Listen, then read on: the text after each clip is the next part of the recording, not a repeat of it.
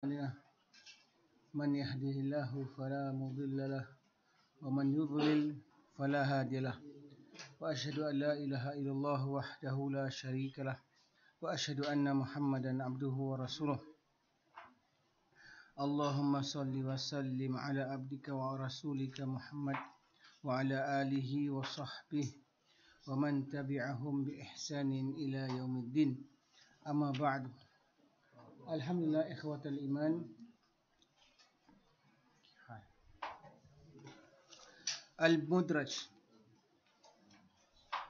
Al-mudrajat bait syair, berkata syair rahimahullah ta'ala,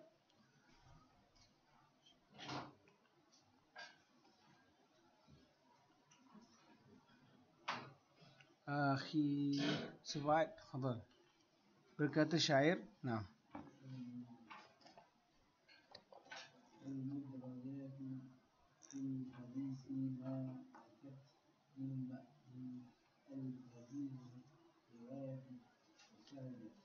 Nah, berkata syair, wal mudrajatu fil hadis ma atat min ba'di alfadhi ruwati tasalat. Makna bait syair, mudrajat adalah bentuk jamak dari mudraj. Mudraj yang secara bahasa artinya memasukkan.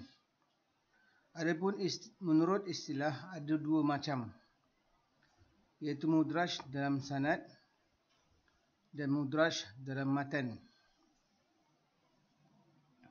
Pertama, ada beberapa jenis akan disebutkan ke dalam tempat pembahasan yang lebih panjang dan lebar. Kedua, mudraj sebagaimana dalam fil hadis ma, dalam hadis yang adalah lafaz mim ba'dhi ruwati atat, yang didatangkan ditambahkan oleh salah seorang perawi. Dalam ungkapan ini ada yang didahulukan dan diakhirkan. Adapun asalnya adalah mim ba'dhi alfadhi ruwati ma atat, baik perawi tersebut asalnya adalah mim ba'dhi alfadhi ruwati ma atat, baik perawi tersebut seorang sahabat atau yang lainnya, baik itu perkataan perawi itu sendiri atau perkataan perawi lain. Akan tetapi disyaratkan harus bersambung langsung dengan hadis tanpa adanya penjelasan bahawa ada apa yang dimudraj ditambahkan tersebut bukan sebahagian daripada hadis. Inilah makna perkataan ittasalat, yakni bersambung.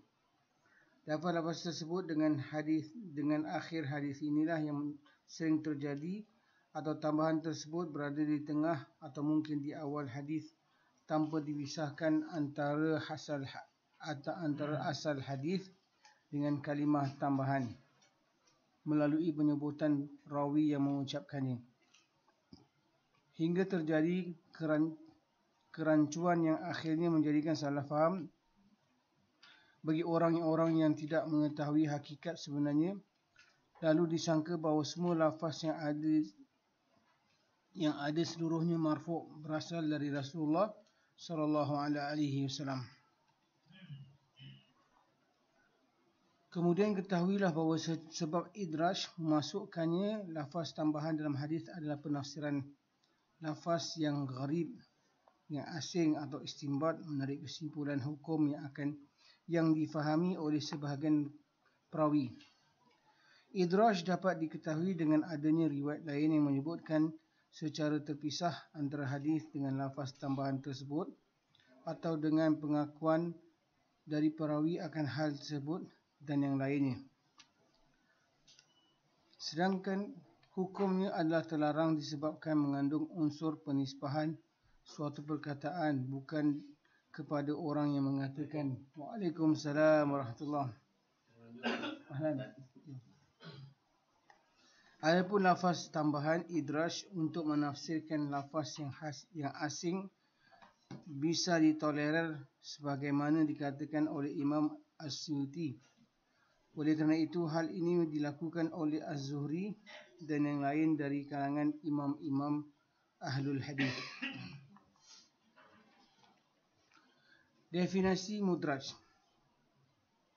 Hadis mudraj adalah hadis di dalamnya terdapat tambahan yang bukan berasal daripada hadis tersebut.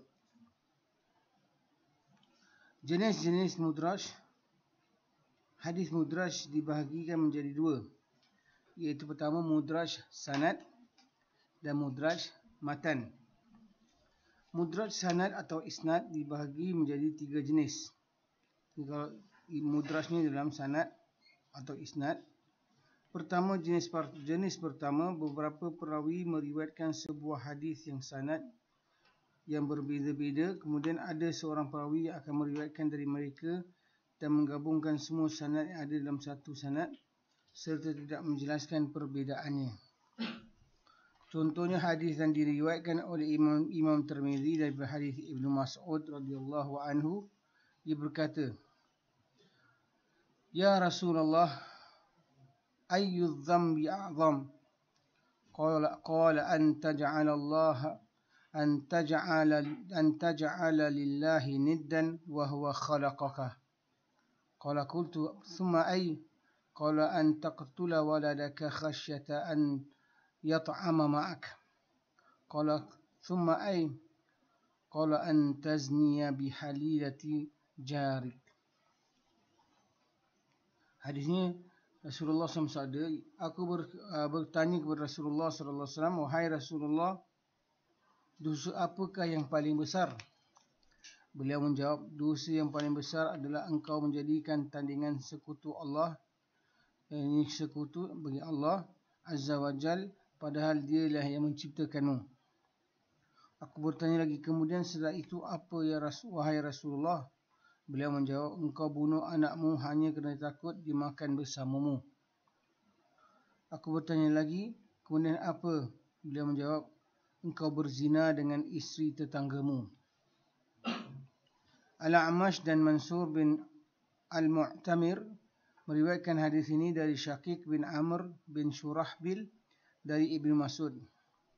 Sedang Wasil Al-Ahdab Al-Azadi meriwayatkan dari Syakik dari Ibnu Mas'ud dan menggugurkan Amr bin Shurahbil yang terletak antara keduanya, yakni antara Syakik dan Ibnu Mas'ud.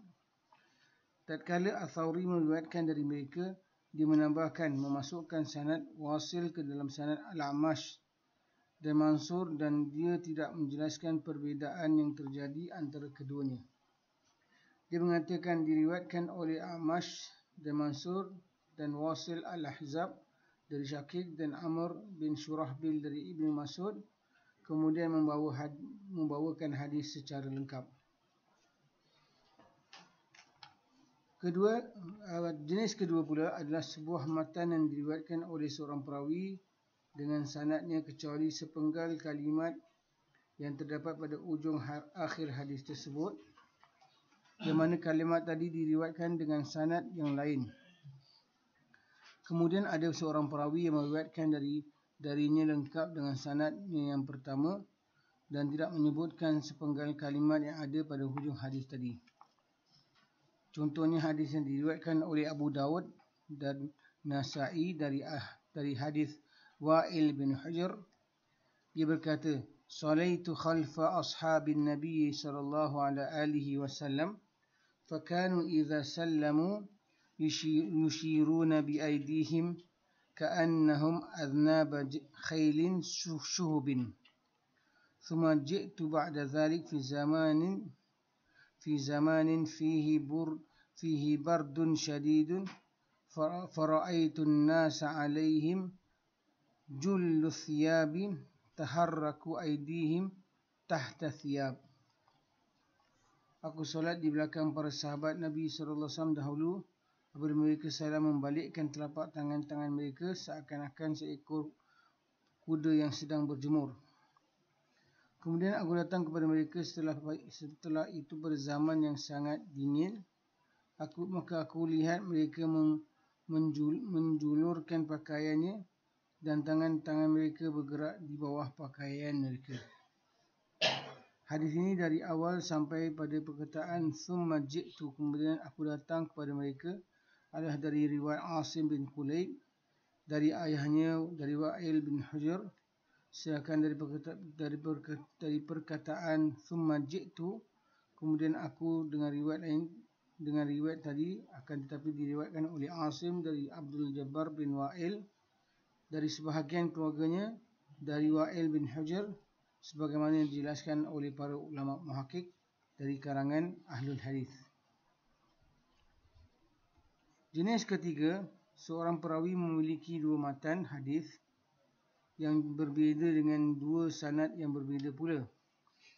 Kemudian ada seorang perawi yang meriwayatkan kedua-dua hadis tersebut dan mencukupkan hanya dengan salah satu dari dua sanad tersebut, atau meriwayatkan salah satunya dengan sanad kemudian menambahkan sebahagian dari hadis yang kedua kepada hadis yang pertama.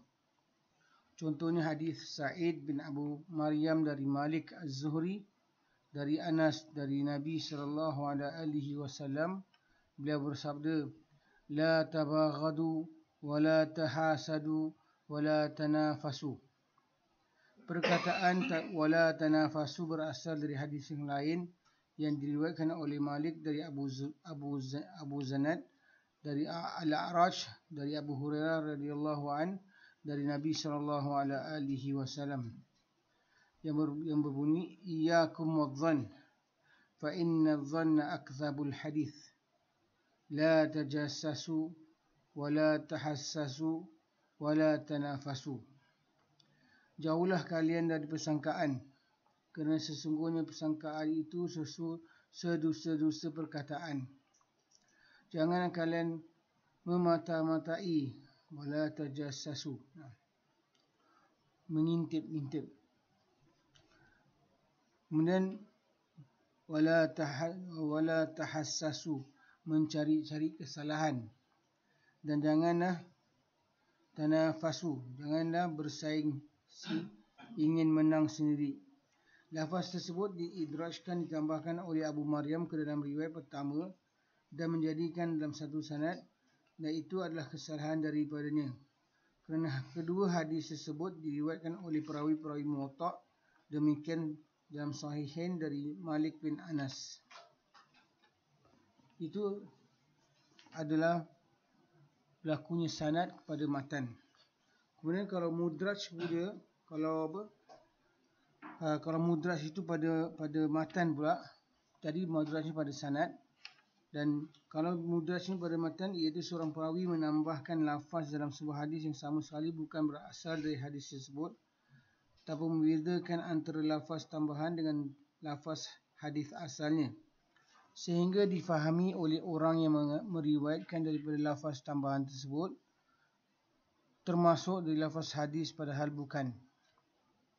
Jenis mudraj pada matan terbahagi menjadi tiga jenis. Pertama, mudraj lafaz yang ditambahkan pada awal hadis. Contohnya hadis yang diriwayatkan oleh Syabah bin Sawar dan yang lainnya dari Syu'bah bin Muhammad bin Ziyad dari Abu Hurairah, bahawa dia berkata, Rasulullah SAW bersabda, asbighul wudu'ah wailul lil aqab minan nar. Sempurnakanlah wuduk, celakalah tumit-tumit yang tidak basah dari api neraka. Perkataan asbighul wudu' adalah perkataan Abu Hurairah radhiyallahu an yang ditambahkan pada awal matan. Dalilnya adalah hadis yang diriwayatkan oleh Imam Bukhari dari Adam bin Abi Ilyas dari Syu'bah dari Muhammad bin Ziyad dari Abu Hurairah, bahawa dia berkata, asbighul wudu'ah fa inna Abal Qasim sallallahu alaihi wasallam qala wailul lil aqabi minan nar. Sempurnakanlah wuduk, kerana sesungguhnya Abul Qasim sallallahu alaihi wasallam bersabda, wailul lil aqabi minan nar. Sebagian meriwayatkan dengan ringkas secara marfu'. Wailul lil aqabi minan nar adalah celakalah ataupun neraka belah bagi tumit-tumit yang tak terkena basahan daripada wuduk.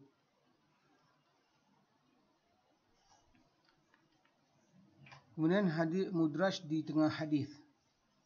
Contohnya hadis diriwayatkan oleh Ad-Darqutni dalam Sunan dari jalan Abdul Hamid bin Ja'far dari Hisham bin Urwah dari ayahnya Busrah binti Safwan. Dia berkata, aku mendengar Rasulullah sallallahu alaihi wasallam bersabda, man massa dzakarahu wa unsayaihi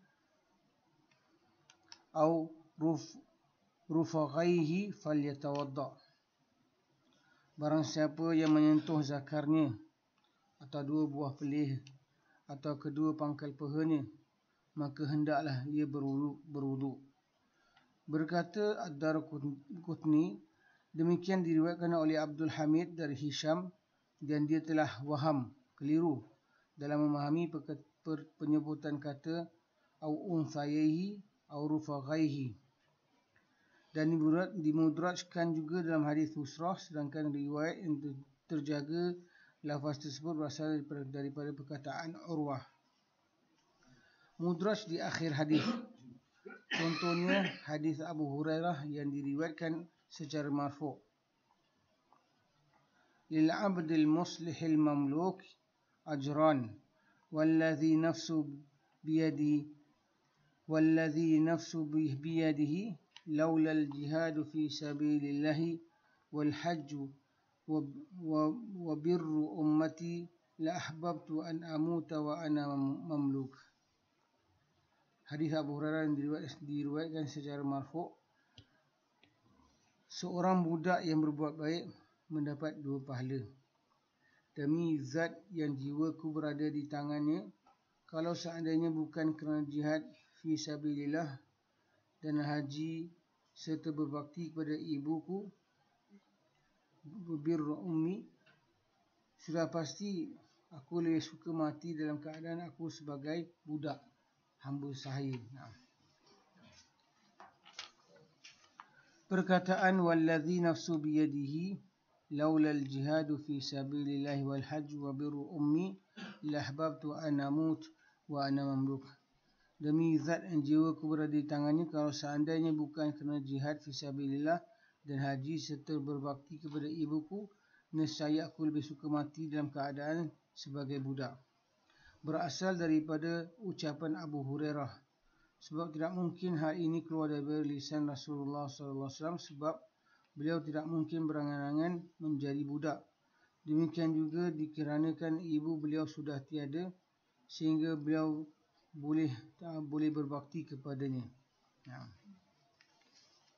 Jadi lafaz ini sebenarnya adalah lafaz mudraj. Dia ada banyak kisah hadis-hadis mudraj, yang di antara yang masyhur lah hadis yang mana kita lihat berkenaan dengan lillahi 99 asman faman ahsaha dakhalal jannah. Nabi SAW bersabda bahawa Allah SWT memiliki 99 nama, dan barang siapa menghafalnya akan memasuki syurga. Dari hadis tersebut, maka ada, kalau kita lihat daripada lafaz ni, ada mudrajnya, di mana dalam lafaz yang lebih panjang, maka disebutkan pula apakah nama-nama tersebut. Sebagai contoh, misalnya lafaznya Allahu la ilaha illa huwal hayyul qayyum. Terus mulalah misalnya bacaannya dengan wallahu la ilaha huwallahu lazi la ilaha illa huwar rahmanur rahimul malikul qudus, sampai habis lafaz tersebut.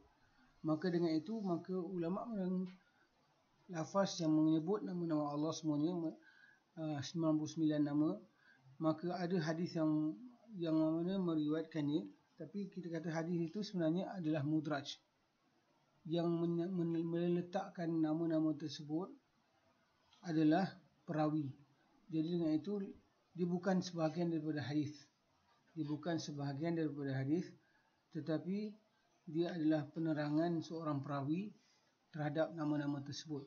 Sebab itu kalau kita kumpul hadis-hadis berikut, maka ada hadis itu sampai kepada 99 nama, ada lebih daripada 100 lebih. Kalau kita lihat nama-nama tersebut dikumpulkan, kita ada beberapa versi lafaz tersebut, sehingga daripada hadis itu, maka ulama keluarkan nama-nama Allah Subhanahu Wa Taala melebihi 99 nama. Cara mengetahui idraj dalam matan. Macam mana nak tahu ada idraj dalam matan? Idraj lafaz tambahan dalam matan biasa diketahui dengan beberapa hal. Pertama, adanya riwayat lain yang terlepas dari tambahan idraj tersebut. Kedua, adanya pernyataan dari perawi yang melakukan idraj tersebut, atau adanya pernyataan dari para imam. Ketiga, mustahilnya hal itu berasal dari Rasulullah, sebagaimana pada contoh jenis yang ketiga.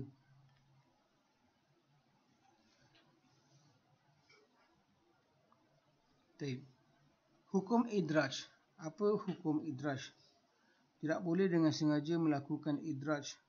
Sengaja melakukannya adalah haram berdasarkan ijma' para ulama ahli fikih dan hadis. Berkata Imam As-Sam'ani, barang siapa yang sengaja melakukan idraj, maka dia termasuk perawi yang jatuh sifat adalahnya, dan termasuk orang yang merubah-rubahkan perkataan dari tempatnya, dan digabungkan bersama-sama orang-orang yang pendusta. Jadi kita lihat daripada hukum idraj. Selalunya idraj tu kita dapati bahawa datangnya bukan dengan kesengajaan. Maknanya tidak ada seorang perawi yang sengaja memasukkan hadis ini dan dia katakan ini adalah sebahagian daripada hadis. Dan tujuan daripada idraj ni sama ada membantu memberikan penjelasan kepada sesiapa yang meriwayatkan hadis ini, supaya dia faham apakah dia punya syarahnya. Dan dengan itu, kalau kita lihat daripada idraj ini, maka ulama yang memasukkan idraj itu tidak sekali-kali memasukkan dengan kesengajaan. Baik. Fadal.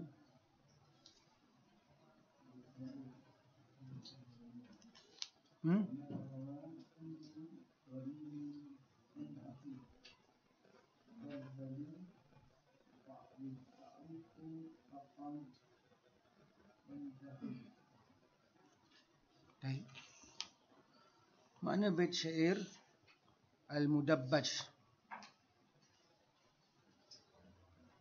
Kullu qarinin an aqihi rawa, yang diriwayatkan oleh setiap teman dan dari saudaranya. Qarin adalah orang yang bersamaan dengan dia dalam sanad. Ia ini sama-sama meriwayatkan hadis dari beberapa syekh, dan keduanya sebaya umurnya, sebagaimana yang sering terjadi. Khabar yang seperti itu disebutkan dengan mudabbaj. Baik hal itu terjadi di kalangan sahabat, seperti riwayat antara Aisyah dari Abu Hurairah dan sebaliknya, riwayat Abu Hurairah dari Aisyah, atau di kalangan tabi'in seperti antara Zuhri dengan Umar bin Abdul Aziz, yang masing-masing saling meriwayatkan dari yang lain, atau yang selainnya seperti riwayat Malik dan Laith, yang juga saling meriwayatkan satu sama yang lain. Ataupun menurut arti secara bahasa, mudabbaj berasal dari kata dibajatil wajhi, iaitu bahagian depan wajah, yakni kepada pipinya. Dinamakan seperti itu dikarenakan adanya kesamaan antara kedua teman tersebut. Keluar secara total dari perkataan kullu qarinin, semua hadis yang diriwayatkan secara sendiri oleh seorang perawi dari temannya, sedangkan temannya tidak meriwayatkan daripadanya. Periwayatan yang seperti inilah yang dinamakan dengan riwayat al-aqran.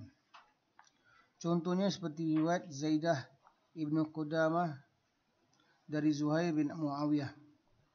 Dengan demikian, mudabbaj lebih khusus dari riwayat al-aqran, sebab setiap mudabbaj merupakan riwayat al-aqran dan tidak sebaliknya. Keluar dengan perkataan qarin, hadis yang diriwayatkan dari orang yang lebih muda umur atau tingkatannya. Yang seperti ini dinamakan riwayat akabir an asakir, seperti riwayat Az-Zuhri dari Malik. Fa'rifhu haqqan, maka fahamilah dengan sebenar-benarnya, wantakhih, dan berbanggalah dengan pengetahuan tersebut. Kerana sesungguhnya ini sangat penting sebab memberikan faedah keamanan dari prasangka adanya tambahan ziyadah dalam sanad. Hukum mudabbaj terkadang sahih, hasan dan terkadang pula dhaif. Definisi mudabbaj huwa ayyarwi al-qarinani kull wahidin minhuma anil akhar. Mudabbaj ialah dua orang teman sebaya yang masing-masing saling meriwayatkan hadis dari yang lainnya. Baik.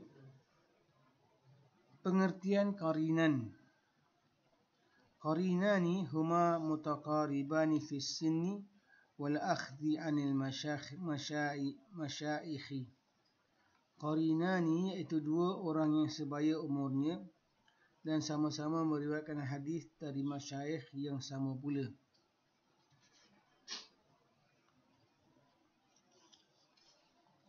Contoh periwayatan mudabbaj dalam kalangan sahabat Aisyah dan Abu Hurairah, keduanya saling meriwayatkan dari yang lainnya.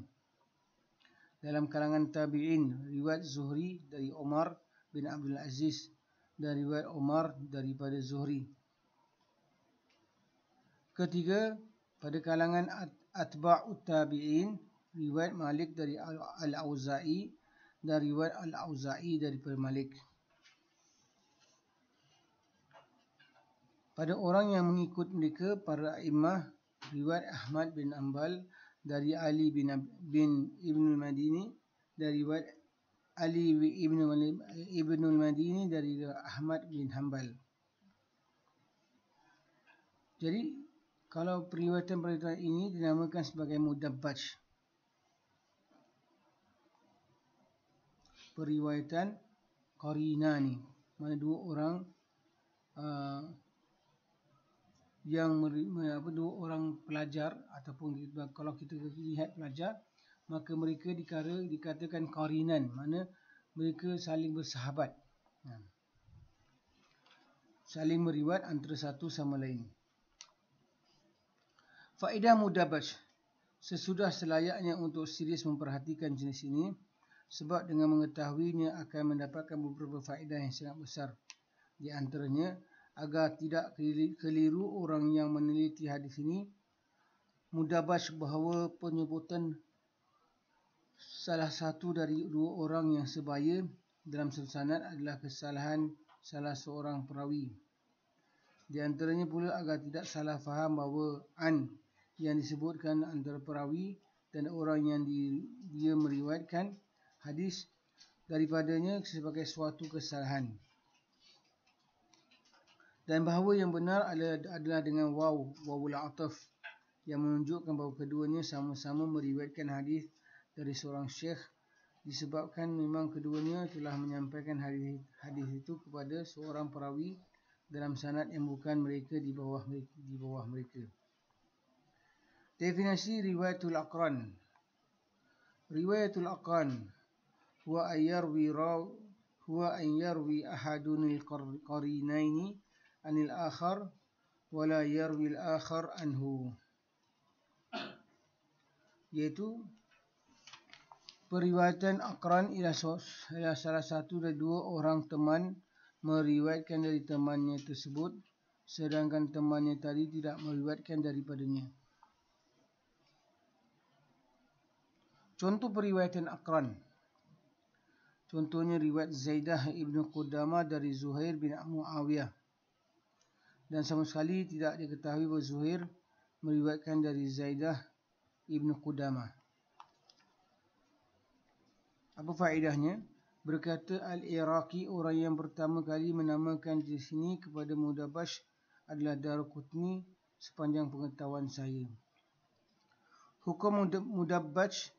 Hadis Mudabbaj biasa sahaja sahih, hasan dan biasa sahaja dhaif. Jadi kita katakan dalam periwayatan antara perawi-perawi, kalau mereka adalah di antara aqran, kerana mereka adalah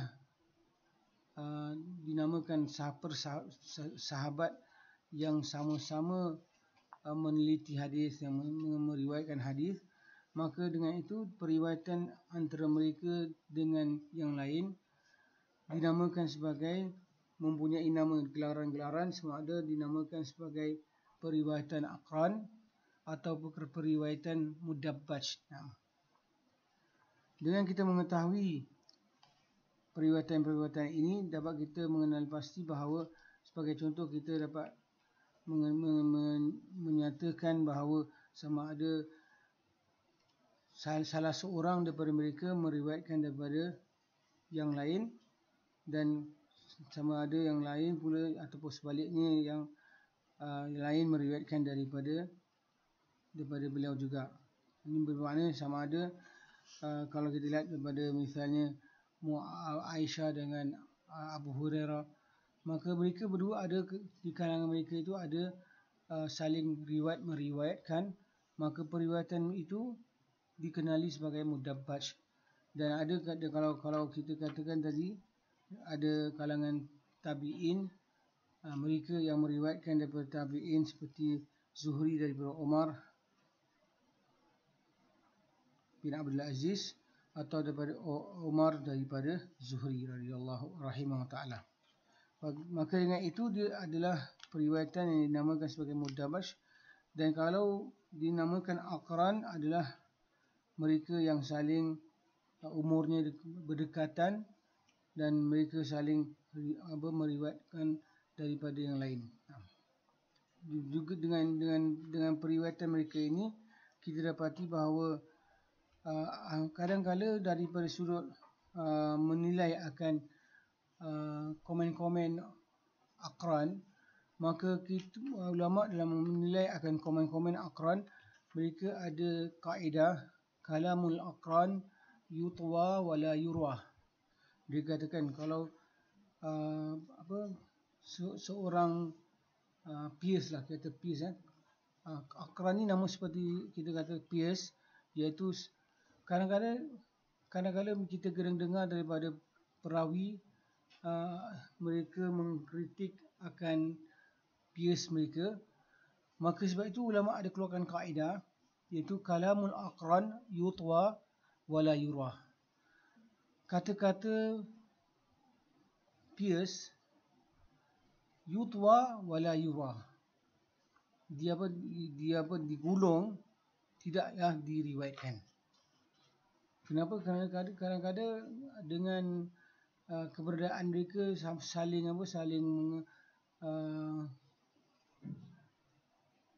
saling meriwayatkan daripada yang lain, kadang-kadang mereka mungkin mempunyai kerana manusia, maka kita lihat kerana sifat manusia antara mereka saling mungkin ada kebencian dan sebagainya, maka sebab itulah mereka mendatangkan kalamul aqran. Kalau perkataan seseorang teman kepada yang lain tidaklah diriwayatkan, bahkan digulung. Digulung maknanya tidak diriwayatkan. Dengan itu maka kata-kata mereka antara satu sama lain tidaklah diambil kisah. Misalnya Imam Malik mengatakan kepada seorang teman dia, dajajil minad dajajilah misalnya. Dia katakan kepada dia bahawa ini adalah dajjal daripada golongan dajjal misalnya. Jadi dengan kalimah Imam Malik tersebut pada dia, maka ulama tak menilai, tidak menilainya, tidak ambil berat terhadapnya.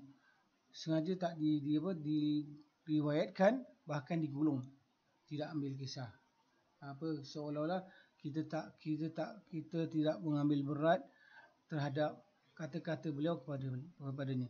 Kerana kemungkinan keberadaan mereka berdua antara mereka adalah akran. Jadi dalam mereka saling mengkritik satu sama lain, pada waktu itu tidaklah kita menilai kritikan kawan-kawan kepada yang lain. Sebab itu, dan dengan itu maka kita tidaklah mengambil kata-kata seorang teman kepada yang lain, kerana sebab kemungkinan ada sebab-sebab yang mana mereka lakukan demikian. Wallahu a'lam bishawab. Jadi daripada surah kita menilai kalamul aqran juga, kita katakan bahawa ada kaedah. Kita tidaklah menilai betul dengan tepat bahawa komen-komen aqran ini kita ambil kira sebagai melemahkan orang-orang kawan-kawannya sebagainya.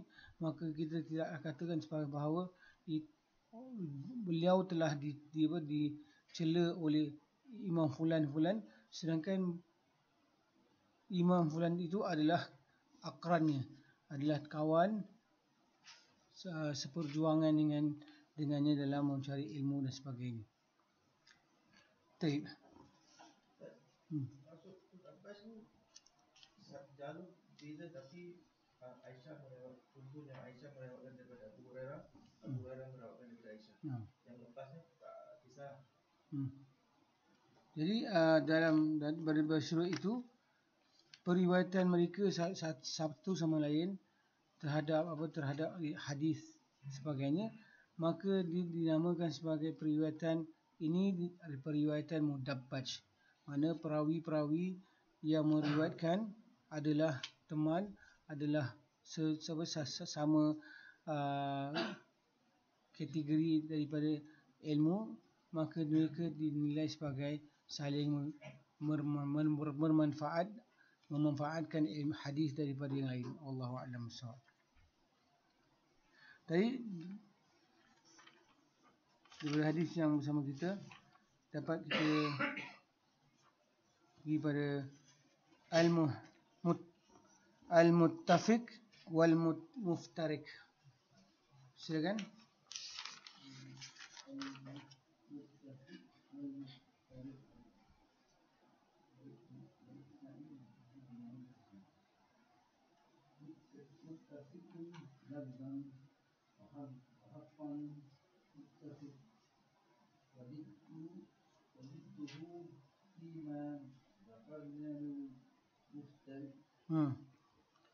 Berkata syair, muttafiqun lafzan wa khattan muttafiq wa didduhu fima zakarna muftarik.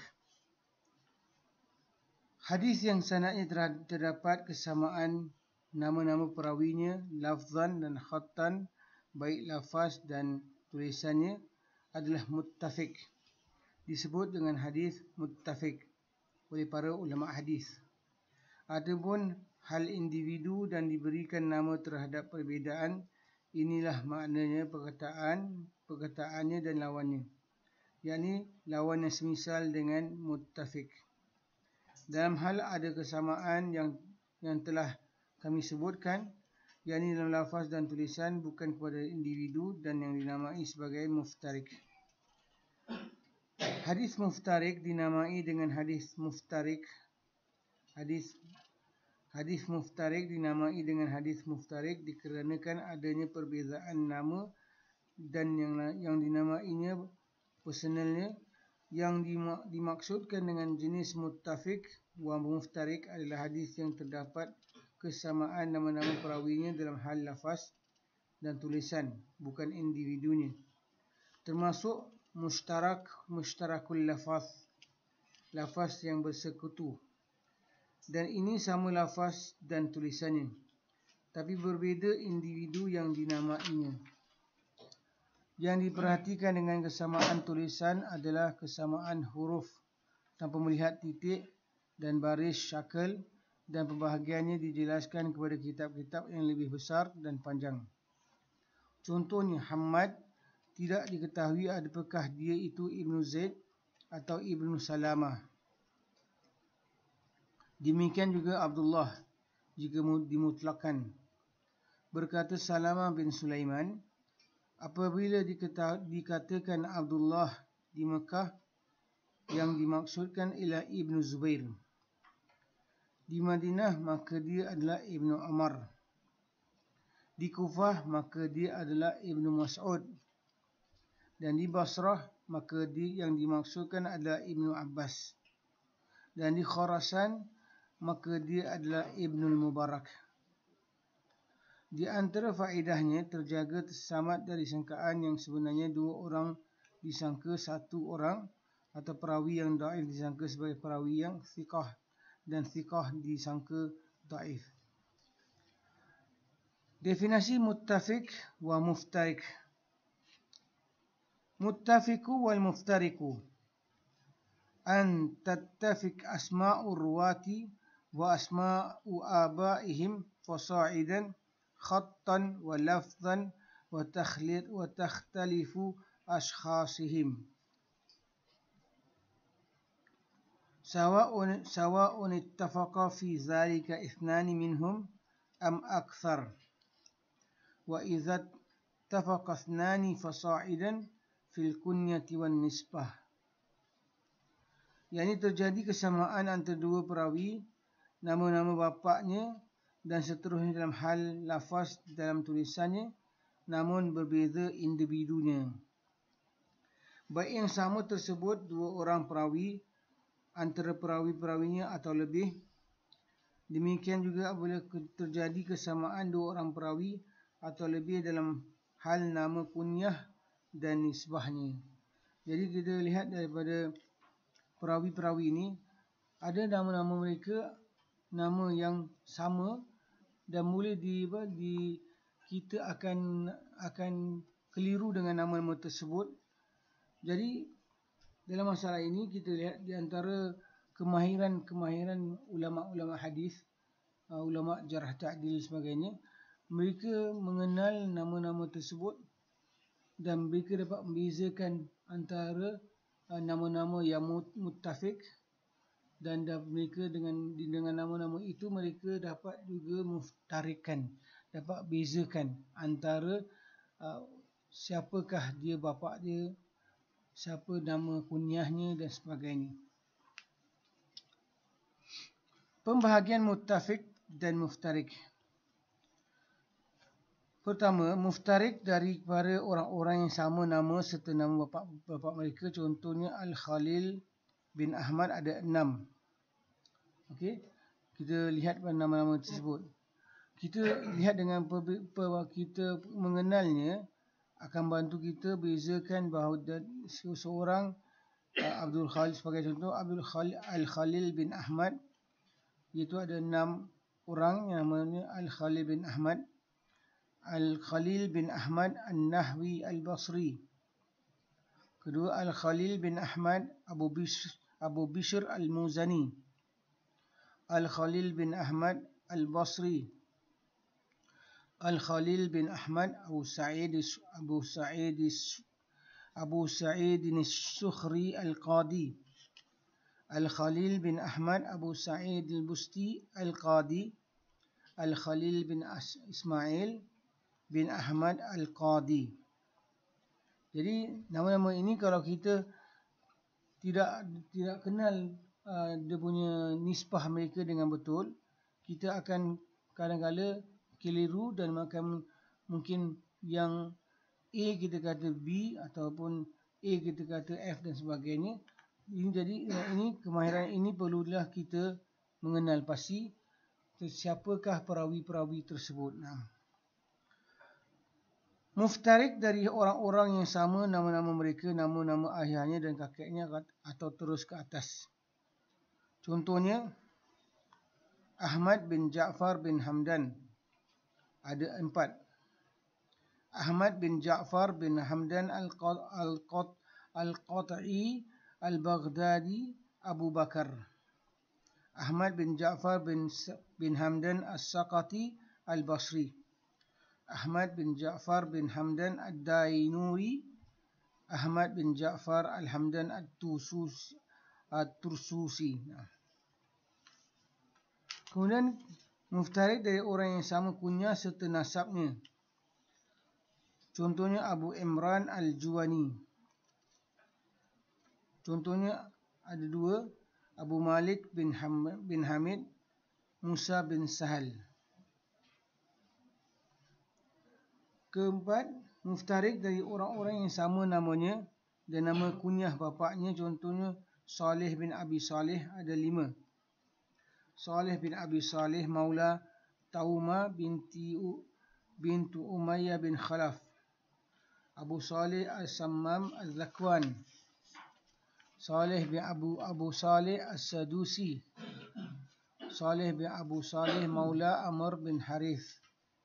Saleh bin Abi Saleh al-Asdi. Muftarik dari kalangan orang-orang yang sama antara nama mereka, nama bapa mereka dan nisbah mereka. Contohnya Abdullah Muhammad bin Abdullah al-Ansari, ada 4. Pertama, Muhammad bin Abdullah al-Ansari yang terkenal dengan Al-Qadi Abu Abdullah. Kemudian Muhammad bin Abdullah al-Ansari Abu Salamah.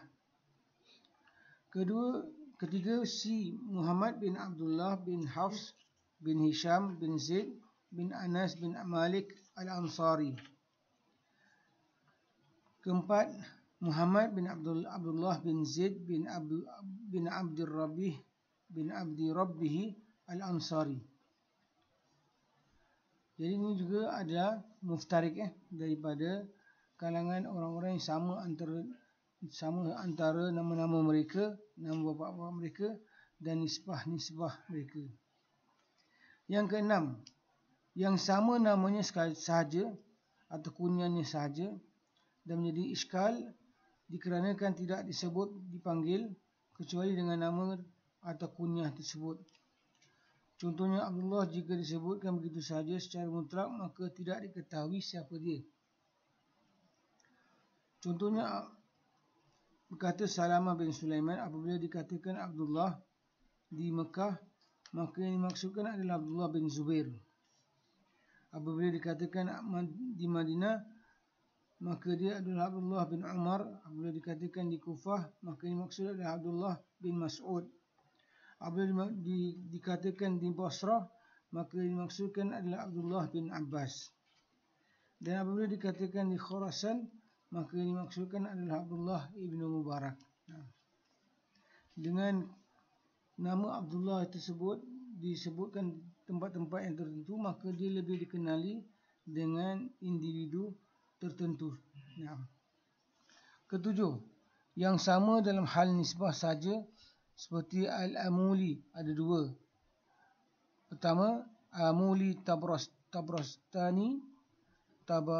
Tabaristani, Amuli Jihun. Termasuk hal ini Al-Hanaf dan Al-Hanafi. Yang pertama nisbah kepada Bani Hanifah, sedangkan yang kedua nisbah kepada pengikut mazhab Abu Hanifah. Jadi Bani Hanifah maknanya dia adalah keturunan Bani Hanifah. Mana kalau dia pengikut mazhab yang Hanafi itu pengikut mazhab Abu Hanifah. Pentingnya mengetahui muftarik, muttafiq wa muftarik beserta faedahnya. Mengetahui jenis ini sangat penting sekali. Tidak hanya satu sahaja dari kalangan ulama besar yang telah tergelincir disebabkan tidak mengetahui tentang hal ini. Dan di antara faedahnya, pertama, tidak menyangka bahawa orang-orang yang sama namanya itu satu, padahal mereka berjumlah banyak. Kedua, mampu membedakan antara orang-orang yang sama dalam namanya, sebab terkadang salah satu thiqah dan yang lainnya dhaif, sedangkan dia mendaifkan perawi yang sahih atau sebaliknya dikarenakan tidak tahu. Jadi ilmu ni adalah penting kita kenal. Di antara ilmu-ilmu yang mana ulama-ulama jarh ta'dil memantapkan diri mereka dalam hal itu. Wallahu ta'ala alam. Kemudian kita akan sambung al-mu'talif dan mukhtalif. Ada soalan? Okey, selepas buku ini buku kita hampir habis perbincangan kita terhadapnya. Selepas kita masuk kepada mukhtalif dan mu'talif dan mukhtalif, kita masuk ke dalam pula matruk dan sebagainya, maka kita perlu memilih satu buku lain perbincangan, sama ada kita nak bincangkan berkaitan buku apa minggu akan datang, mungkin selepas habis buku ni kita bincangkan. Saya sebenarnya telah fikirkan kita sama ada kita mengambil faedah atau kita hendak mengkaji berkenaan dengan kaedah-kaedah. Sebagai contoh, kita mendalami dalam ilmu-ilmu seperti ilmu usul, ataupun kita mendalami dalam bab kawaid fiqhiyah dan sebagainya. Jadi kita boleh sarankan, kita masih lagi nak memilih bukunya, dan kita boleh sarankan dan kita bincangkan. Allahu a'lam bissawab. Betul. Jadi pada masa ni kita masih lagi buka untuk cadangan-cadangan, sama ada kita teruskan, kita nak cuba masuk dalam mendalami lagi, ataupun kita ingin mendalami dalam bidang-bidang lain yang seperti ilmu usul, kawaid fiqhiyah dan sebagainya. Adalah juga baik bagi kita mendalami bab-bab tersebut. Allahu a'lam bissawab. Yang usul fiqh tu ada syarah dia kan? Yang usul fiqh, yang usul fiqh yang sebelumnya ada kitab yang lagi besar. Syarah dia buku Arab. Buku kalau nak apa dia tajuk? Usul fiqh yang fikir usul fiqh. Oh. Okey, kalau nak pakai buku tu boleh juga. Kita itu dasar-dasar usul fiqh, tapi usul fiqh ada lagi satu yang ada. Tak, dia ada syarah dia syarah yang dia gunakan kita boleh juga manfaatkan. Tapi kita akan sebahagian ni kita dah syarah juga, pasal kita sebahagian kita ambil ringkasan cara syarah beliau, dan sebagainya kita secara terjemahan kita tayang dan kita terjemahkan sekali. Pernah kita lakukan demikian. Jadi berkenaan dengan kita nak kaji usul fikir tersebut, kita boleh fikirkan, boleh bincangkan. Juga kita boleh mengambil faedah juga, seperti faedah-faedah yang kita kaji, seperti ilmu kawaid fikiyah, kawaid yang kita boleh ambil pakai. Itu boleh juga daripada sudut kita nakkan mendalami akan ilmu-ilmu yang asas, yang ringan untuk kita pelajari lah. Saya rasa boleh sarankan minggu depan kita bincangkan. Dan buku-buku yang kalau hantar ada mungkin boleh utarakan saya, atau kita bincang macam mana lah kita nak sambung dan mendalami bab-bab tersebut. Allahu a'lam bissawab. Sekarang kita dah hampir berakhir dengan buku ni. Jadi sama ada kita nak mendalami dalam bab buku ini, ataupun kita hendak mengkaji buku-buku lain. Wallahu a'lam bissawab. boleh kita sarankan, boleh kita utarakan insyaAllah. Ada soalan? Ini sementara yang kita telah jadi kita lihat masa kita 2 minggu yang pertama kita belajar usul atau belajar ilmu-ilmu yang berkaitan dengan asas, kita nak asaskan sesuatu kaedah-kaedah yang tertentu. Kita lihat daripada pelajaran lepas kita belajar usul sangat bermanfaat. Lepas tu kita masuk pada mustalah hadis juga adalah baik. Dan mungkin ilmu mustalah kita masih lemah lagi. Kita nak masuk, nak cuba memperdalaminya. Tapi kita katakan dalam memperdalami ilmu mustalah hadis juga harus ada kesungguhan, kerana kita dapati dalam beberapa kefahaman kita terhadap usul hadis ni kita kurang dalam penerapan ilmu ini. Jadi kalau kita bincangkan, bolehlah kita sarankan apa yang kita rasa kekurangan. Jadi kita bincang benda tersebut, kita cari tentang ilmu tersebut. Wallahu a'lam bissawab. Minggu depan boleh berikan, ataupun semasa dalam kita punya perbincangan dalam kita punya grup, kita boleh utarakan saranan-saranan. Wallahu ta'ala alam. Wassallallahu ala Muhammad wa ala ali Muhammad walhamdulillahi rabbil alamin. Aqulu ma tasma'un wa astaghfirullah li wa lakum. Assalamualaikum warahmatullahi wabarakatuh.